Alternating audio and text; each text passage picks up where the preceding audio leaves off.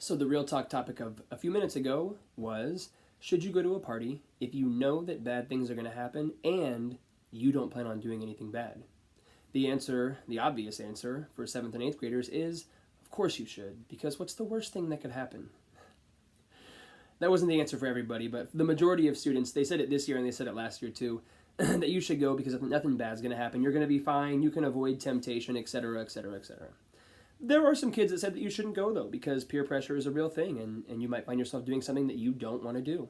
I give some examples of my own personal experience with students who are good kids, and they go to a party that they just got invited to. They weren't planning on doing anything bad, and next thing you know, they find themselves with the proud owner of an MIP. Or, you go to this party and you don't plan on doing anything bad. Next thing you know, you start talking to your friends, and they get you involved in something that you shouldn't be doing.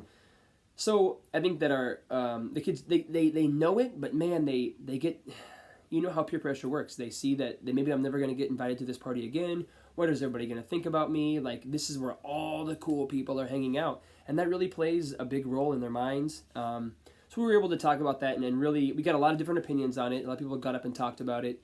But I think that, I hope, it got said so many times, that you really need to be cautious of peer pressure because it's a real thing. And I gave the example of this too. I have friends that are high school teachers, and when they're at school, if you're hanging out with the kids that do certain things, that automatically lumps you in with those kids. So being able to say that to our kids, like, even if you don't do those things, if you're at that party, if you're walking with them in the hallways, the teacher, the other parents, they look at you and they say, man, I guess that person does those things now. And it's a sad thing, I guess, if you're not doing them, but it's a reality. It's called guilt by association.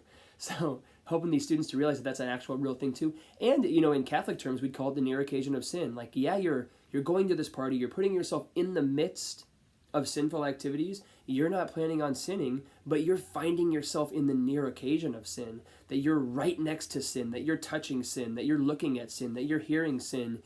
How long until you all of a sudden find yourself in the midst of sin? If you're on a diet and you've got that chocolate cake in the refrigerator, it's sitting over there, you've placed yourself in the near occasion of eating that chocolate cake. Do you have enough willpower to avoid that chocolate cake? I know I don't. So just remove yourself from that temptation. So that was a nice conversation that we had. That spiraled into another good topic that was brought up last year as well, which is, if you find yourself at that party and you have done something bad, or bad things are happening and they're all around and you need to leave, the question is, should you call your parents or should you not call your parents? So last year, students weren't as quick to say they should call their parents because they would say that then it would cause your parents not to trust you anymore, that they would say that you make bad decisions on which parties you go to. This year, there were a couple of students that said that, but many more students said that they should call their parents or should call a sibling to get them out of there. And I tried my hardest to get the students to realize that, in their minds, like, if a parent trusts them here and they're at a party or they've done something bad or they're at a party where bad things happen and they call their parents, and the parents' trust goes down.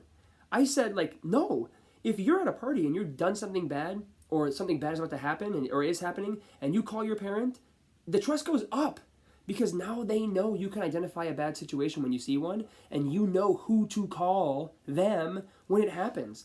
So hopefully they heard that. It's hard because, once the party happens, once the texts start flying about who's going to what party, the DMs, the TikToks or whatever start flying around, it's like kids and adults, we all do. We all lose our minds. We get caught up in the moment and we forget some of these truths that I'm about to place myself in the near occasion of sin. That I can trust my parent. These truths, we just forget about them. So it was a lively conversation, and I think a lot of kids had fun. I know I did. I think it's a great one. I love to ask that question and really get into it and hear what kids have to think. So I would challenge you guys to follow up on this too. I asked the students, I said, if you don't think that your parent would trust you more, ask them. Go home tonight and ask them. Say, if I was at a party and bad stuff was going down, or I had done some bad things and I called you, would you trust me more or would you trust me less? And I said, and see what they say. So I hope you guys say the right answer, that I trust you more. So even if you're going to say trust you less, just say trust you more. So then it makes Adam look like he knows what he's talking about. Have a nice day.